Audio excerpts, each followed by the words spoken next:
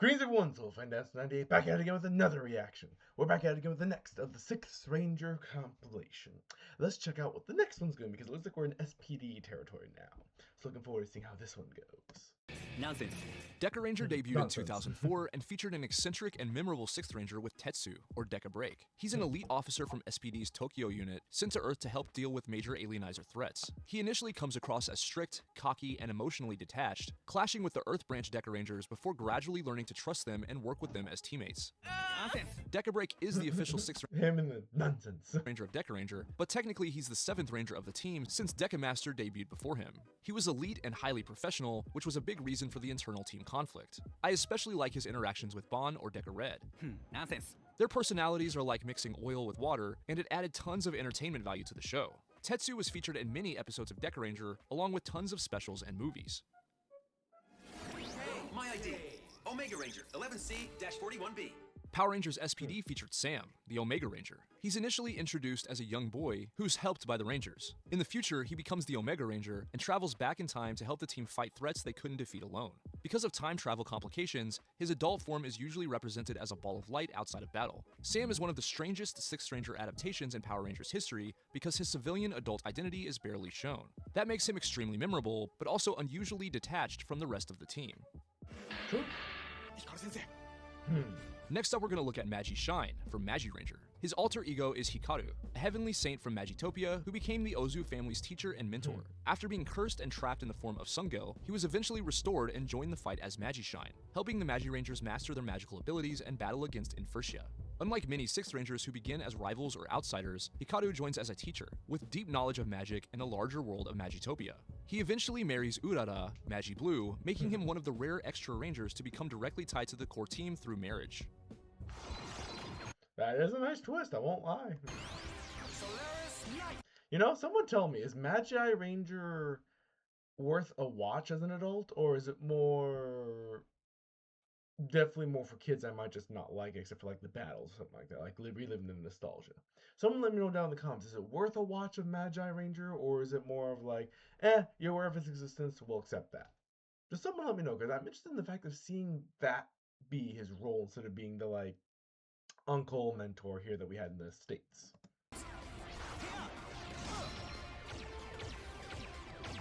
Power Rangers Mystic Force featured Daggeron, or Solaris Knight. He's an ancient warrior and also serves as the team's mentor. He was cursed and trapped for years before being freed, after which he joined the team as the Solaris Knight. He helped train the Rangers to hone their magic. Power of the sun. He served a similar role to that of Magi Shine, and was extremely active throughout the rest of Mystic Force. Only without the marriage part.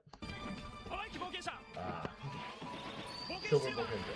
In 2006, Bokenger featured Eiji Takaoka, an Ashu hunter that transformed into Boken Silver. He's a descendant of the clan that sealed the Ashu away many years prior. While the rest of the Bokengers were focused on hunting treasure, Eiji had a much more personal story about legacy and duty. Eiji was half Ashu. This led him to having a lot of internal conflict that shaped his story. He first appeared in episode 17 and remained a core part of the team throughout the series. Pretty early, but dang, I'm not going to complain. Power Rangers Operation Overdrive featured Taizon, the Mercury Ranger, a character with a completely unique story and premise. He hailed from the planet Mercuria, but was transformed into a monster by Moltor for refusing to join him. He was eventually changed back to normal and joined the team as their 6th Ranger. Taizon had a tragic story about survival and belonging. He worked to rediscover his sense of self after his transformation. As an alien, he was always a bit of an outsider on the team, and that brought a unique angle to his role. Taizon debuted in the 2-parter Man of Mercury and appeared in 22 episodes of Operation Overdrive, along with 2 episodes of Super Megaforce. Next, I want to look at Geki Violet and Geki Chopper from Geki Ranger. These Rangers were the 4th and 5th members of the team respectively, but they definitely embodied the 6th Ranger vibe since they joined the team later and also had unique suit designs with atypical colors for core members. The alter ego of Geki Violet was Go, a Muay Thai specialist and the older brother of Retsu or Geki Blue. He was thought to be dead, but was actually trapped in a werewolf form with no memory of how he got there. Eventually, he returned to human form and joined the team as Geki Violet. Ken joined the team later on in the series as Geki Chopper, a rhino-themed hero with a white suit design and karate-based fighting style. Geki Ranger had one of the weirdest team structures Karate style. I wonder why that inspired his suit. in history, and it's often debated as to who is the actual 6th Ranger of the show. Fair enough. With the courage of a wolf.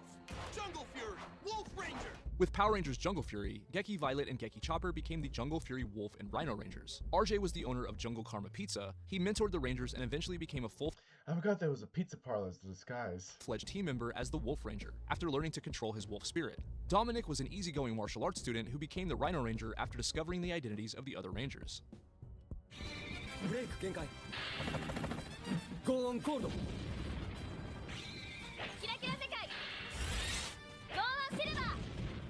2008's Go Onger featured a pair of siblings that functioned as dual Sixth Rangers with Go On Gold and Silver. Together they were known as Go On Wings, Hiroto and Mew. They were chosen by the Wing Clan engines and trained in the machine world as an elite fighting force before the main Go Onger team was even formed. When they first show up, they see the main Go Ongers as too inexperienced to be effective, but they gradually warm up to them over time.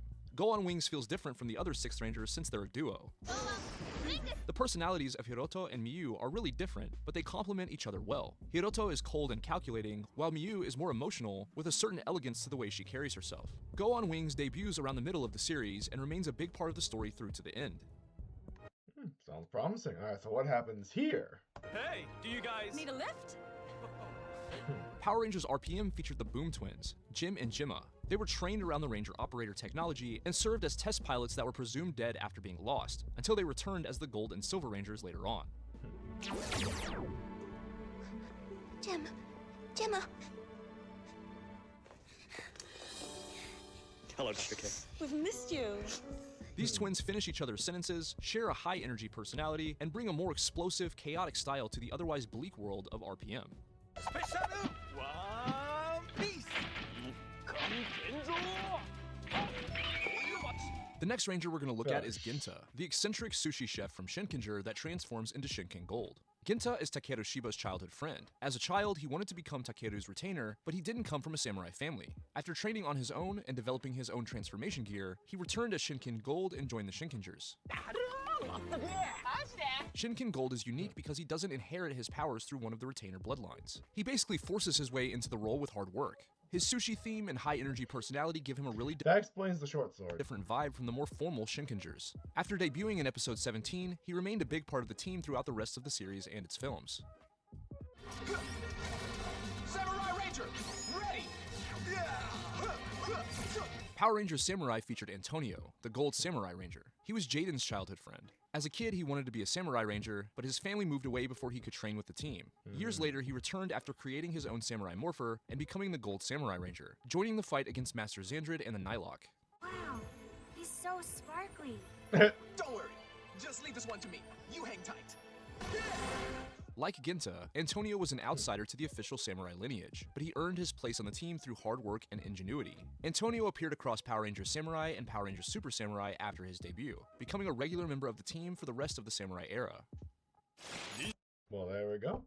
Anyway, I'll leave it there for now because it looks like we're about to go into Megaforce there. Looks promising. And yeah, I'll see you guys in the next one. This is really some interesting comparisons and backdrops here for background characters and Sixth Ranger characters. Looking forward to seeing what else they got in store for us. But you guys take care. I look forward to seeing you in the next video. Please keep on liking, comment, subscribe down below, all that good jazz. I'll see you guys then in the next part. Bye!